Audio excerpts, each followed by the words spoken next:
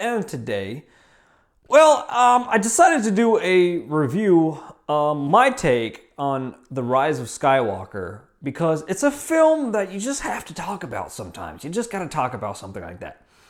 And I got pretty backdrops. I don't know if you care, but they're there. Hawaiian Mako design. Superb. A Big Bad Toy Store link is down below. If you use that at checkout, it helps me.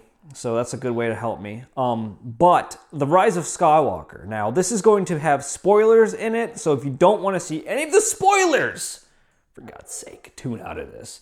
Dogs barking in the backgrounds because I have a farm. So, Rise of Skywalker. Spoilers, do not watch this if you haven't seen it already. So, spoilers, this is just a warning for you guys. I didn't like it. I did not like it because I loved it.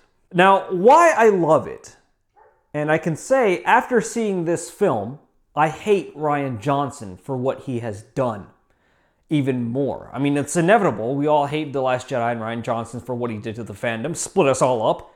Make us look like a freaking breakfast plate from McDonald's. Like, you got your hotcakes, you got your sausage, you got your biscuit, everything's separate, you know?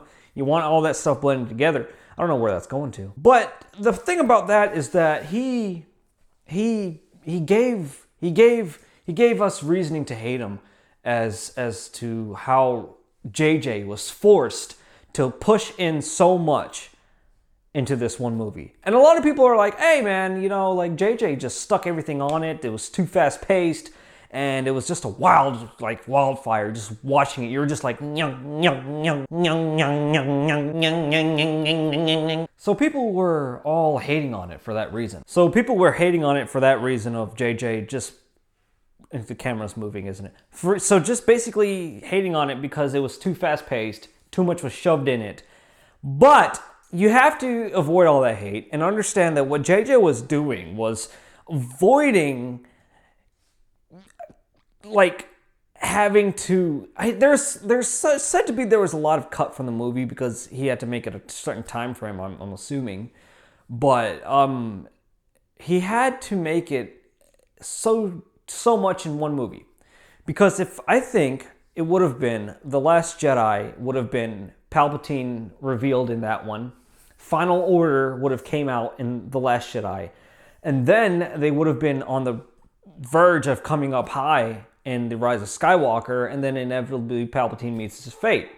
So I went in understanding that JJ had a task that was really hard on him because of what Rian Johnson did. And what Rian Johnson did was make it extremely hard by making a shit film and doing things that wasn't supposed to be done, like shit on Luke Skywalker's character. Plenty of other things. Just through that scene when Luke Skywalker throws that lightsaber over his shoulder, it's just like, what? And JJ, Rey threw the lightsaber and Luke caught it, and he said, we do not disrespect this weapon. Like, this is the weapon of a Jedi. Don't disrespect that. Total diss to Rian Johnson's film. Like, JJ totally shit. The actors, JJ himself, they all dissed on The Last Jedi. It's written so that you do not even have to watch The Last Jedi ever again. You don't even have to look at it, consider it, or just even acknowledge it was even there. You can literally pull that from the whole Star Wars timeline and it would all make sense. That's how much JJ crapped on that film, as to what I think.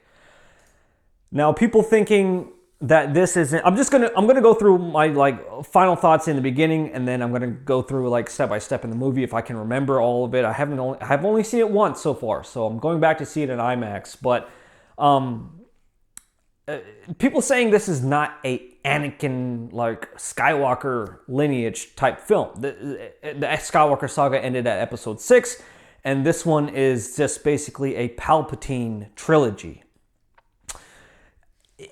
I kind of want to say, okay, sure, yeah, but then Vader or Anakin Skywalker's blood is still running, so this is technically still his blood running in this trilogy or this whole saga.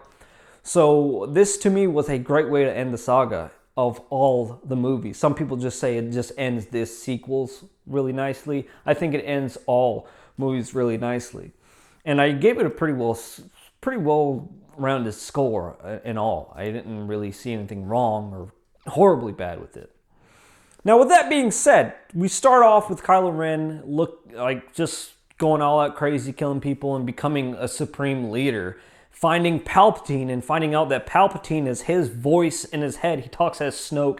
We go through that image of where Snoke was cloned, how Palpatine cloned Snoke, and we see how Palpatine's been manipulating Kylo and voices inside of his head as Vader, Snoke, and all this stuff, and showing him things and connecting him to things and so on, which is cool. And then the Resistance goes on this rat race trying to avoid and learn more about these Sith holocron or something like that, the map to, I don't even know, Geico can save you 15% or more in your car insurance. Rey slowly finds out who she is after going and venturing off and whatnot.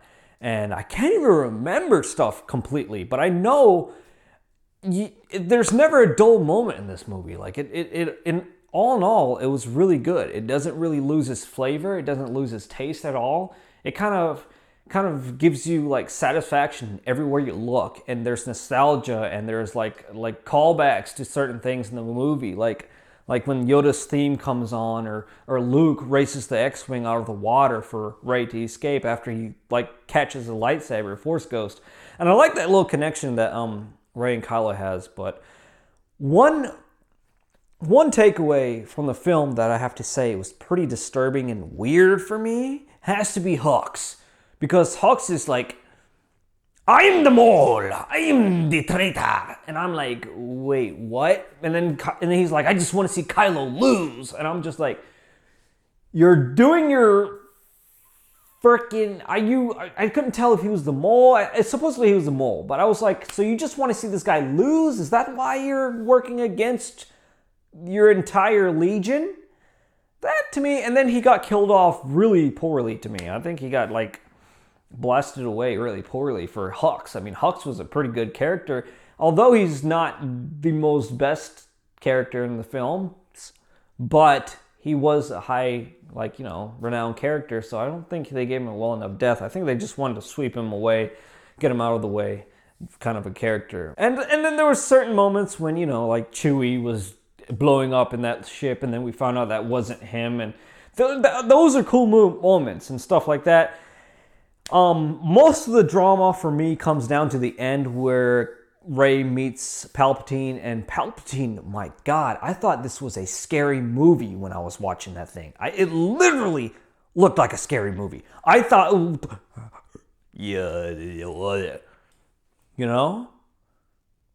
No? Okay, I'll stop. But the way his eyes, the character design for Palpatine and all that stuff was wicked. It was like crazy. And I was like, whoa!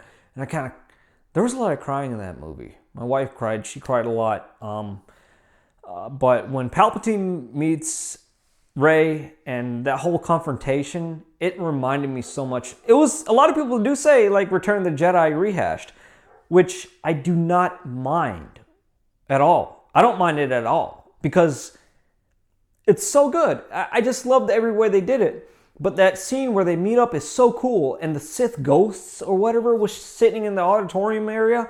I don't know what that's all about. I gotta watch some more Star Wars Theory and find out what that's all about. So all that stuff going on, and then Kylo's coming, and then when she reaches back, grabs the lightsaber, gives the lightsaber to Kylo and grabs lightsaber, and then Palpatine goes on this rage and then sucks the life out of him.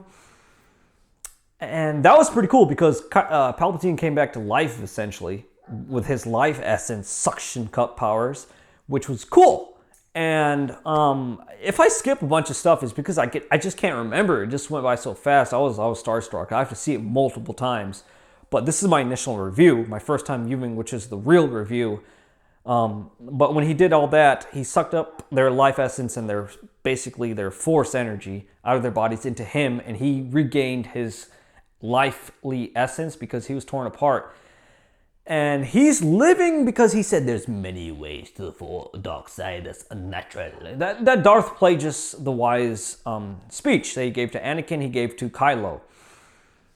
I don't know if he cloned himself. I don't know what he did. But we do know that Sith are so connected with hatred, sorry for dogs, that they can keep themselves alive through shit and fire and hell. Because Darth Maul was cut in half.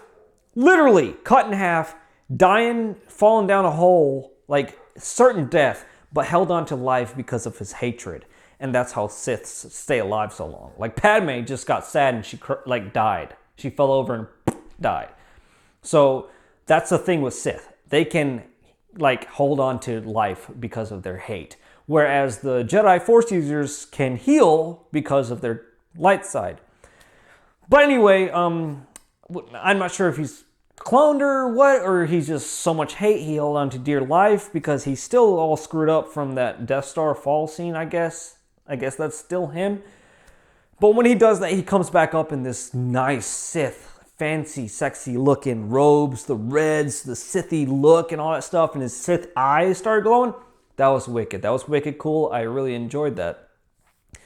Then he starts to force lightning shock the crap out of the sky, and it goes into this really awesome scene where the whole entire fleet is just dropping, which is sick. Because I was like, there's no way this Rebel Alliance can just come in here and kick ass and take names like that. I mean, it didn't come in like that.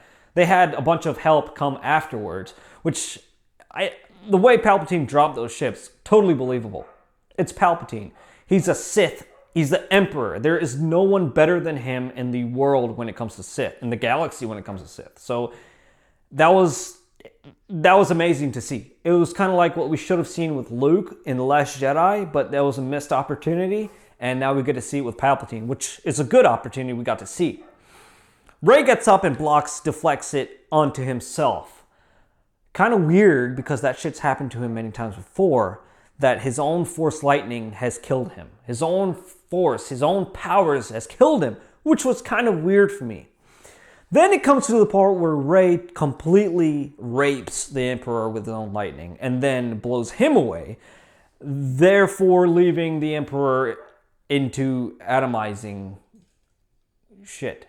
And then everybody behind her just collapses and dies. That was kind of like they had to cut it off because of the time, that's what I'm saying. You guys have to understand the time crunch that JJ had on this film. So they had to just kill him off. They're like, okay, just... But if Rey, PJ, if you watch this, he didn't... We talked about I'll talk about this with a lot of people. If Rey struck him down, shouldn't she become the Sith? Shouldn't she become the Empress because she struck him down? I mean, yeah, it's his own power, but she technically killed the guy, right? So wouldn't she become the Empress because of all the hate transfers into her, and she just becomes evil? Which evil Rey was awesome. The teeth and that was scary. So with all that being said, she dies immediately, and then Kylo comes up and he's like, "Babe, were you dead?" And then he touches her. And then she comes up again, alive, obviously. And then we're all like, oh, yay, happy ending. And then Kylo takes a big fat shit and he falls over and dies. And then disappears into a Force ghost. Because that's his recognition. Like the dude has transferred himself into a light side character. And his mother also perishes away, which is Leia, Carrie Fisher's character, which they fantastically did in this film. They fantastically nailed her character, gave her enough screen time and stuff like that. Talking about screen time when I go over this stuff about Troopers later on. But then Kylo dies and turns into Force Ghost and whatnot. And then towards the end, we see her on the Tatooine planet, on the Lars homestead. And she slides down like she did in Force Awakens and finds all this stuff. And she's like, what are you doing here? Which, I don't know, what is she even doing there? Like, why would she have any business at the Lars homestead?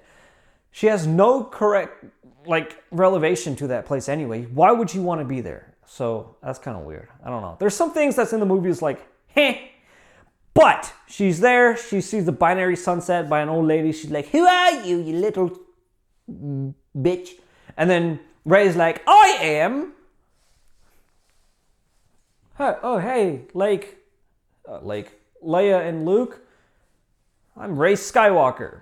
Now, people are like, "Why are you a Skywalker? You can't just claim yourself a Skywalker." Yeah, she can, because Rey never had parents. Although she's a Palpatine, Rey Palpatine, that's what she should have said, right? She doesn't claim that name because, of course, it's Palpatine. It's a dreadful name. Nobody wants to see that. And then she basically got raised. Leia knew she was a Palpatine. Luke knew. She basically got raised as a mother by Leia and as a father and teacher by Luke. She's inherited that name. And then she practically fell in love with the Skywalker. I mean, it was Ben Solo, but technically Skywalker blood. And she has so much Skywalker essence in her that she is a Skywalker. And technically, legally, she owns Anakin's or Luke's lightsaber. But at the end of the movie, we see her bury Leia's and Luke's, I guess you can say Luke's sabers, and she's kind of not inheriting it. She's just kind of leaving it there. Big cliffhanger. Lots of people wants to know, like, yo, what's going on with the burial? Like, who's going to pick that up? So that's a cool story to go on a cliffhanger with. Although Daisy, Poe Dameron, Oscar Isaac, and John Boyega has retired from Star Wars completely forever, supposedly. But she buries that, and then she looks into the binary sunset, and George Lucas's favorite scene in all of Star Wars is when Luke stares into the binary sunset. And there's so many nods that J.J. Abrams does as, like, credit to the fans, credit to George, credit to everybody that's ever worked on Star Wars or loves Star Wars in this one film. And that's why I say it's such a good movie, because he did so much in 2 hours and 20 minutes. That's amazing. I gave that movie 8.5 out of 10 because of the weird flaws like Hux and unexplained theories. Like, if Rey technically still killed the guy, Palpatine, she should have been an Empress. Because you just don't kill that guy. I don't know. But then again, Vader killed Palpatine and Vader turned to the light. So it's just one of those things you kind of have to, like, disregard.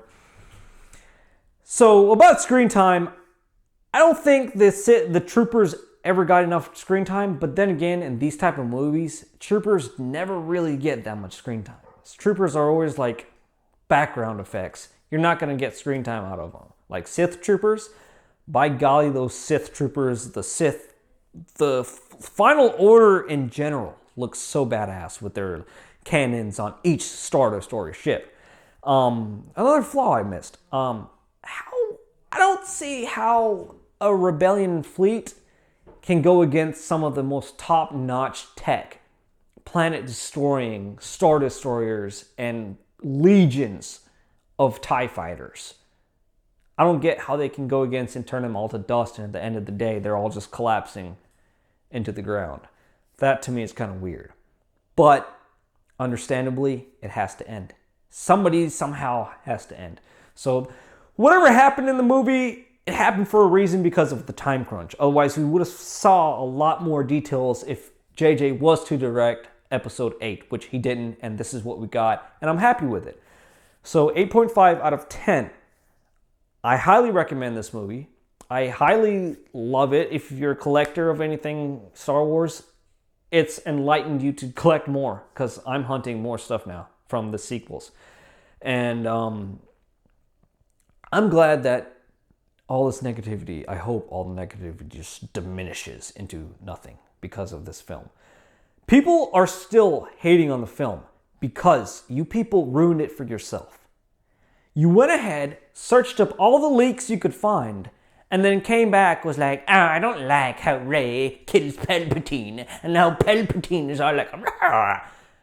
No, you're supposed to save that shit till you watch the movie. Then you're going to be like, hey, yeah, that's cool. Like, all these are surprises now. It's nice.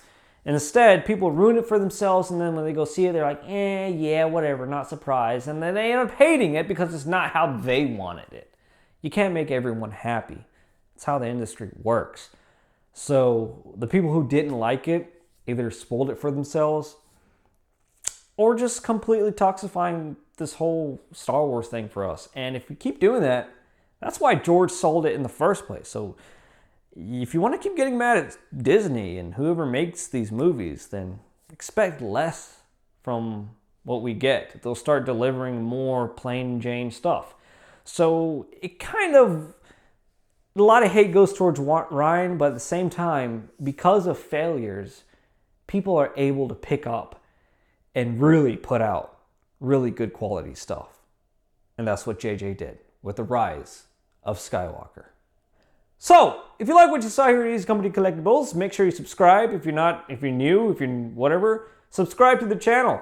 And I do all kind of stuff, like play with my toys and myself. So make sure you like it down below in the thing down below, wherever that like button is. Subscribe to the channel, like I said, and tell me what you guys think in the comments. Tell me what you think about the movie, how you felt about it and whatnot. So everybody's got a free speech nowadays. Go ahead, cuss me out, call me a loser, say I look like a shoe or the bottom of one for anything.